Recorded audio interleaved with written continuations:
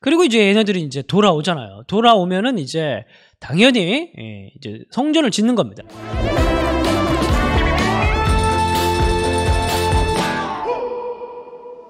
딱 돌아오면 얘네들이 성전 기물들 가지고 오죠. 또 역대기에 보면은 제사장들, 레위인들 엄청 많이 데리고 오죠. 그리고 이제 돌아오면은 이제 그 이미 고레스가 칙령을 내릴 때부터 너희는 돌아가서 너희 신을 섬겨라. 너희는 가서 제사를 지내라. 성전을 지어라. 이렇게 얘기를 했기 때문에 너희 종교를 이제 다시 시작해라라고 얘기했기 때문에 이제 이들의 첫 번째 목표는 성전 짓기가 되는 겁니다. 자, 그런데 이제 문제가 생기죠. 바로 이제 예레미야가 얘기했듯이 너희는 사로잡혀 가는 자들이 이제 약속의 백성이 될 것이다.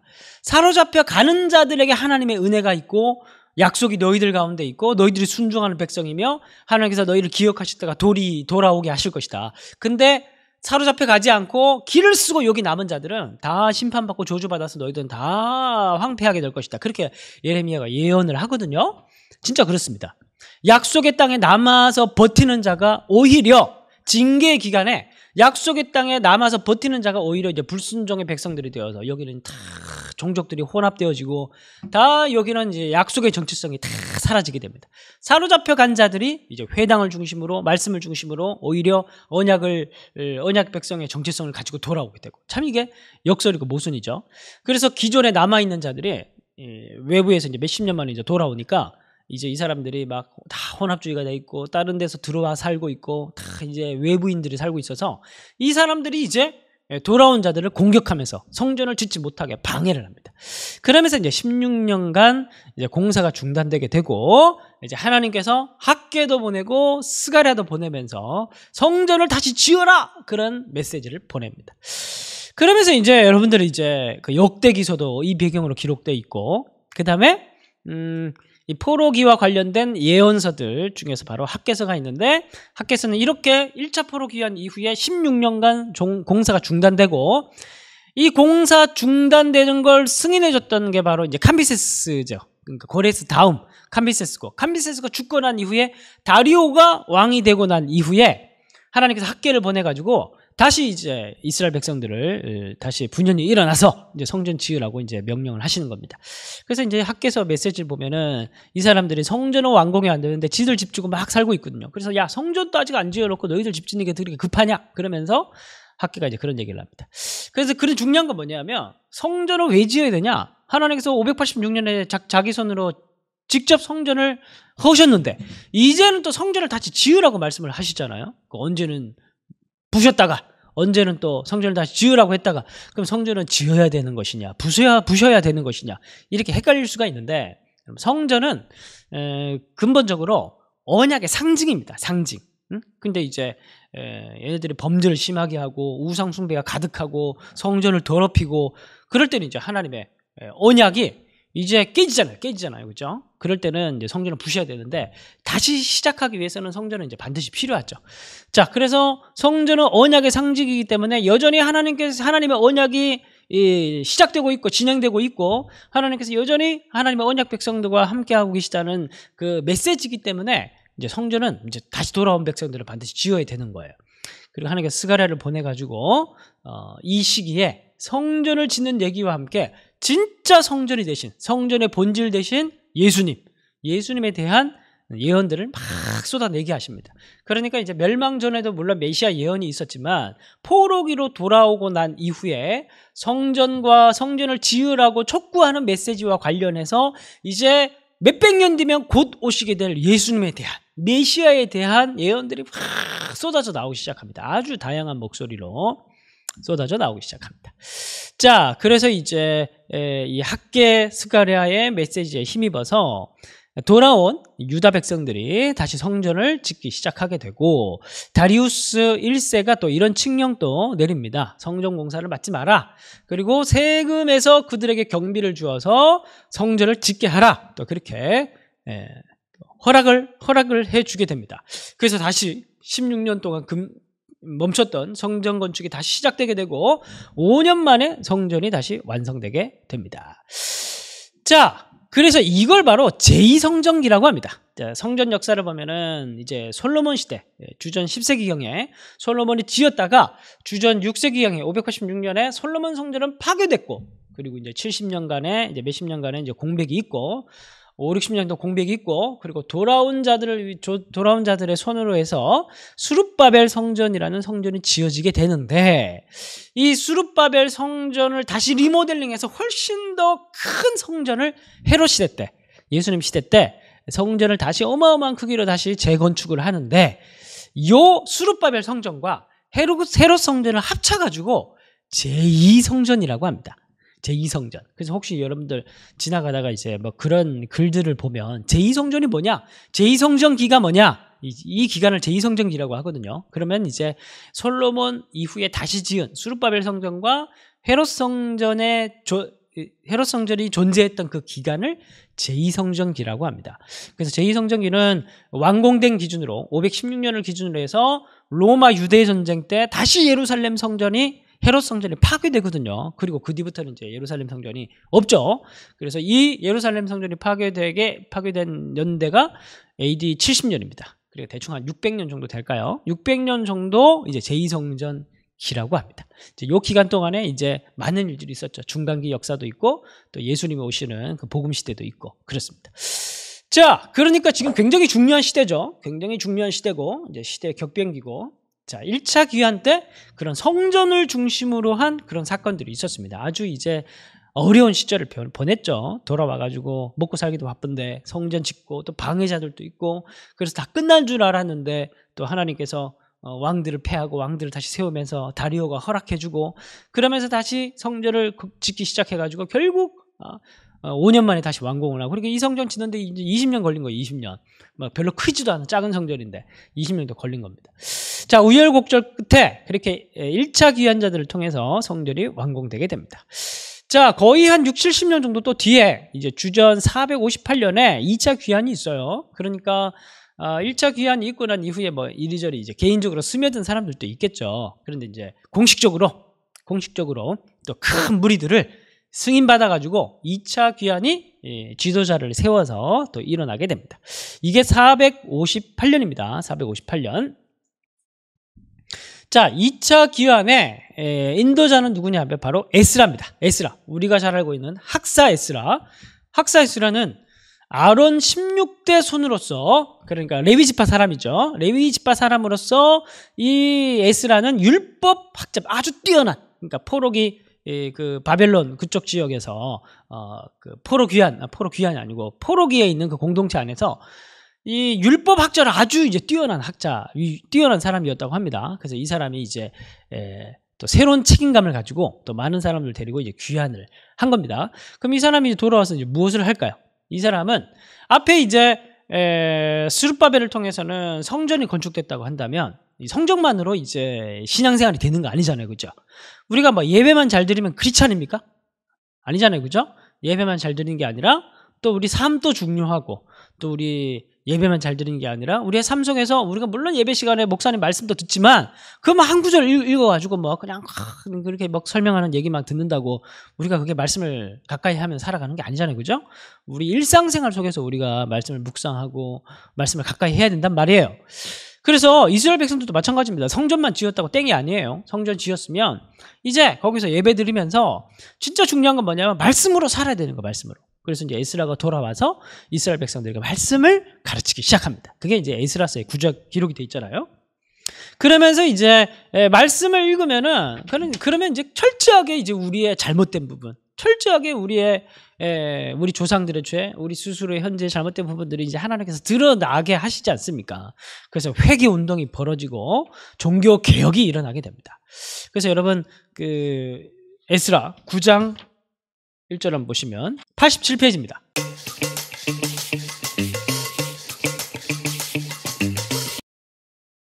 87페이지부터 해서 90페이지. 87페이지부터 해서 90페이지까지 보면 에스라 9장입니다.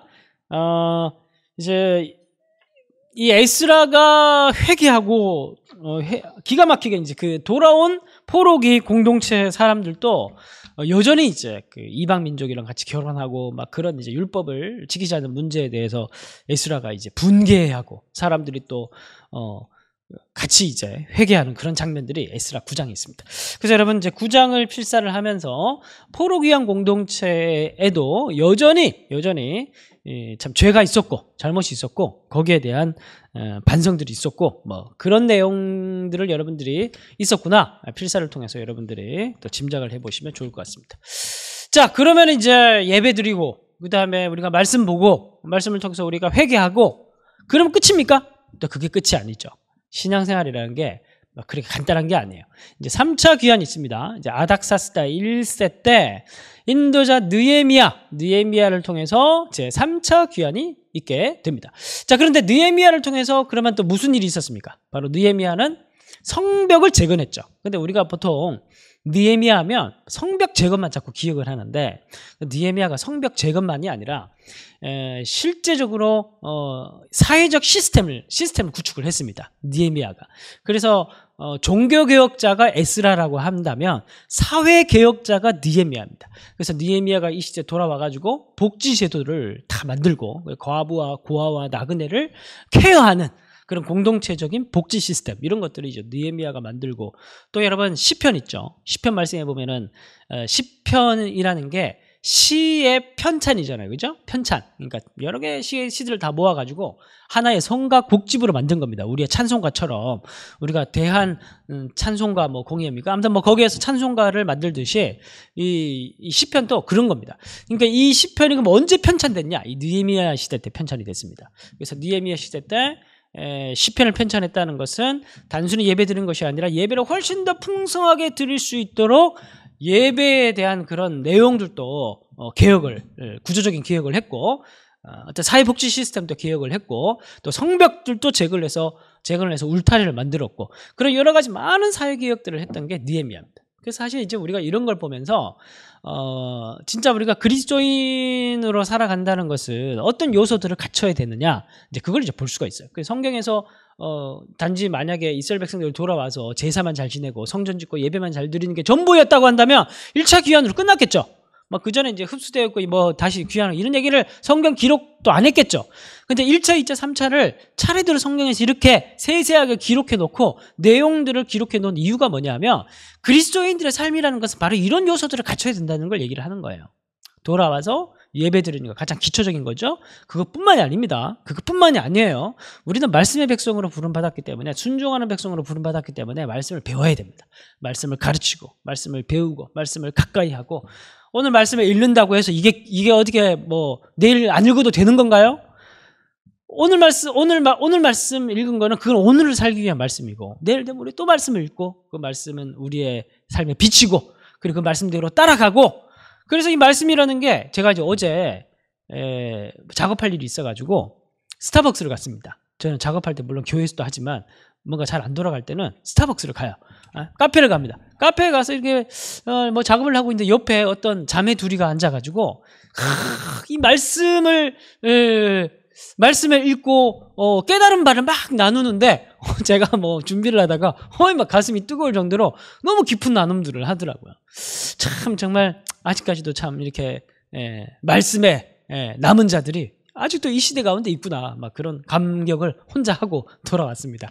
제가 막 그분들한테 아는 척은 안 했는데 여러분 이 정말 우리가 단지 예배 드리고 목사님 말씀을 듣는 걸로 끝나면 안 돼요. 여러분 그게 신앙생활이라고 여러분 절대 생각하시면 안 됩니다. 우리는 그게 이제 기본이고 그리고 우리의 삶 속에서 끊임없이 우리는 말씀을 읽고 묵상하고 필사하고 통독하고 우리 스스로가 말씀을 통해서 나에게 꼭 필요한 그 말씀을 하시는 하나님을 우리가 개인적으로 하나님을 만날 수 있어야 돼요. 누구를 통해서가 아니라 내가 그냥 이 성경 말씀을 가지고 그 말씀을 통해서 내가 성령께서 인도하셔서 하나님 앞에 데려감을 경험할 수 있어야 되는 거예요. 네? 그래서 그게 이제 에스라가 했던 종교개혁이죠. 그들에게 말씀해줘서 또 깨닫게 하고 눈을 열어 깨닫게 할 수 있도록 그 말씀을 또 일어나서 막 읽게 하죠. 일어나서 서서 막 읽게 하죠. 그러면서 그 사람들이 막 울면서 회개하고 포로 귀환한 자들이 우리가 조상들의 죄 때문에 망해가지고 이 고생을 하고 있는데, 근데 돌아와서 말씀을 다시 보니까 조상들이 지었던 죄를 똑같이 짓고 있는 거예요. 우리가 지금 뭐 하고 있는 건가 막 이러면서 막 회개하고 통곡하면서 막 그러고 있는 거예요. 에스라가 막 이 조상들의 죄를 똑같이 짓고 있는 걸 보고 막 머리털을 쥐어뜯으면서 막 고민하고 있을 때 이 사람들이 막 다가와서 우리의 죄를 우리가 알겠습니다 그러면서 막 토설하는 게 에스라 9장이에요. 9장. 그리고 이제 또 하나 중요한 게 그걸로 끝나는 게 아니에요. 우리는 이제 선교적 제자가 돼야 되는 겁니다. 그래서 우리가 공동체, 이 공동체가 정의로운 공동체, 예수의 몸동 공동체, 예수가 통치하는 교회가 될 수 있도록, 이 건강한 교회 공동체를 세울 수 있도록 우리가 공동체를 돌아봐야 되고, 그리고 이 하나님의 통치가 이 세계 가운데 임할 수 있도록 우리가 우리의 삶 가운데에서도 우리 주변을 돌아보는 그런 이제 공평과 정의로서의 삶을 추구하는 그런 이제 하나님의 제자들이, 백성들이 될 수 있어야 되는 겁니다.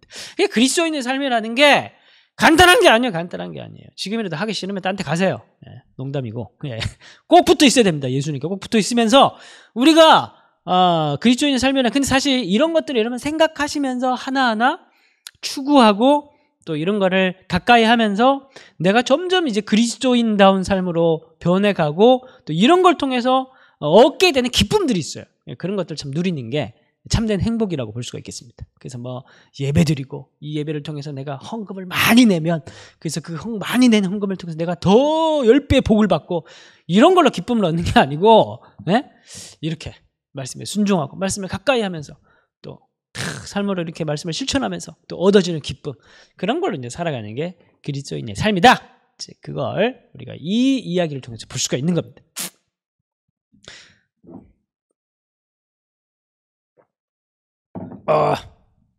그래서 이제 느헤미야가 이렇게 이제 다 끝난 거예요. 이제 1차, 2차, 3차를 통해서 이제 기본적인 세팅들을 다 이제 끝내고 됐다 싶어가지고 느헤미야가 이제 되게 직급이 높은 사람이었거든요. 술 맡은 관원장. 이제 본국에서 불러가지고 페르시아로 다시 돌아갔습니다. 그래서 한 9년 정도 이제 페르시아에 다시 체류를 한 것 같은데 10년이라는 시간이 지났어요. 시간이 많이 지난 거죠. 10년 정도. 이 시간이 지난 동안에 이스라엘 백성들이 또 문제가 생겼습니다. 그게 뭐냐면 회의주의가 시작됐어요. 그게 뭐냐면 우리가 뭐 학계 에스라의 말을 따라서 성전을 짓고 또 이제 느헤미야를 따라서 우리가 좋은 일도 많이 하고 우리가 이렇게 열심히 사는데 여전히 통장에 잔고는 없어요. 여전히 창고에는 아무것도 없고 여전히 이방 민족은 세상을 통치하고 있고 통치하는 것처럼 보이고 자기네들이 여전히 삶이 팍팍하고 힘든 거예요. 그러니까 도대체 하나님 믿는 게 무슨 의미가 있냐? 막 이러면서 이제 그런 회의주의가 이제 든 겁니다. 그 시대에 이제 기록된 책이 말라기예요. 말라기. 그래서 말라기에 시작할 때 1장에서 하나님께서 그 말라기에 있는 삐진 이스라엘 백성들이 나오거든요. 하나님이 언제 우리를 사랑했습니까? 막 그러면서 이제 막 여러 가지 이제 한 7개인가 그렇게 질문이 나옵니다. 다 질문하고 답하고 질문하고 답하는 그런 선분답 형식의 책이 이제 말라기 마지막 책인데 이스라엘 백성들이 뭐라고 얘기했다고요? 언제 우리를 사랑했습니까? 막 그러면서 막 이제 하나님께 막 대드는 그런 장면이에요. 회의주의 시대, 느헤미야가 없었던 회의주의 시대. 그러니까 이제 하나님께서 기가 막혀가지고 이제 이렇게 하시는 말씀이, 야, 내가 에서는 미워하였지만 야곱은 내가 사랑했다. 이렇게 얘기를 하셔요. 무슨 말일까요? 에서는 미워했는데 야곱은 사랑했다. 지금까지 했던 이야기를 잘 곰곰이 생각해 보시면 됩니다. 이게 이스라엘 멸망과 포로 귀환 역사를 압축한 하나님의 말씀입니다. 우리는 이제 우리의 관점에서 봤을 때 더 잘 사는 인간들 보고 더 잘 나가는 사람들 보면은 나는 예수 믿는데 나는 왜 이거밖에 못 살아? 저 사람은 예수도 안 믿는데 왜 저렇게 잘 살아? 저 사람은 나는 예수 믿는데 왜 병 걸리고 나 예수 믿는데 왜 나는 이거밖에 안 되지? 이런 생각들을 가끔 할 때가 있잖아요. 그죠? 차라리 예수 안 믿는 게 낫겠다. 이제 이런 생각들을 할 때가 있단 말이에요.